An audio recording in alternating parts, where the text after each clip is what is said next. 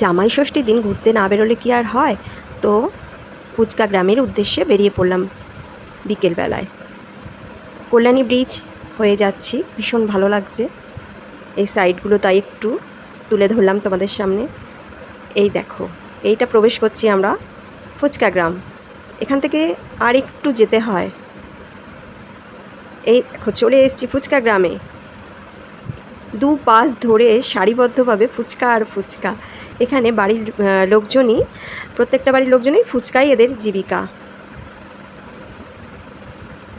দেখো আমরা এই জায়গাটাতে গাড়িটা পার্কিং করালাম। এই চলে এলাম এই কাকিমণিটার কাছে ফুচকা খেতে। তো উনি ফুচকা তৈরি করতে শুরু করে দিল। এখানে দেখো তোমরা কী কী ফুচকা আছে, নানান ধরনের ফুচকা, জল ফুচকা তো আছেই, দই ফুচকা, চাটনি ফুচকা। এখানে লেখা আছে মা অন্নপূর্ণা টেস্টি ফুচকা। তো এখানে ওনার ছেলে আইসক্রিম ফুচকাটা বানাচ্ছিল ওদিকে, আর উনি এখানে আমাদের, আর এটা চিকেন ফুচকা বানাচ্ছিল উনি। আর ওই দুটো যে প্লেট দেখলে তোমরা, ওখানে হচ্ছে চকলেট ফুচকা, দই ফুচকাটা উনি বানিয়েছিল। তো আমরা এই 4 রকম ফুচকা খেয়েছি, আরও ফুচকা ছিল। তো তোমাদের ভিডিওটা কেমন লাগলো কমেন্ট করে জানাবে।